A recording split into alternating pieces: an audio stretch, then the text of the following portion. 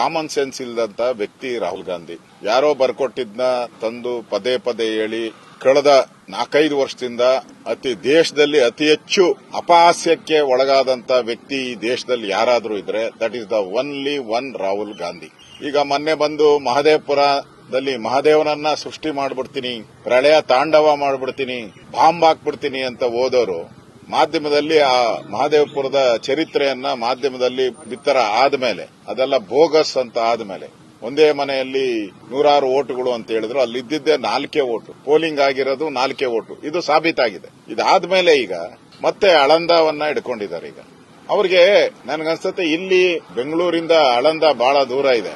ಬೆಂಗಳೂರು ಪಕ್ಕ ಇರುವಂತ ಮಾಲೂರಲ್ಲಿ ಕೋರ್ಟ್ ಆದೇಶ ಮಾಡಿದೆ ಕಳ್ತನ ಓಟು ಅಂತ ಹೇಳಿ. ಅಲ್ಲಿನ ಜಿಲ್ಲಾಧಿಕಾರಿ ಕೋರ್ಟ್ ಆದೇಶ ಮಾಡಿದ್ರು ಕೂಡ ಆ ಸಿಸಿಟಿವಿ ಕ್ಯಾಮೆರಾಸ್ ಏನಿತ್ತು, ಕ್ಯಾಮೆರಾಗಳ ಮಾಹಿತಿ ಏನಿತ್ತು, ಕೌಂಟಿಂಗ್ ಮಾಹಿತಿ ಏನಿತ್ತು ಕೊಡು ಅಂತ ಕೇಳಿದ್ರೆ ಕೊಟ್ಟಿಲ್ಲ.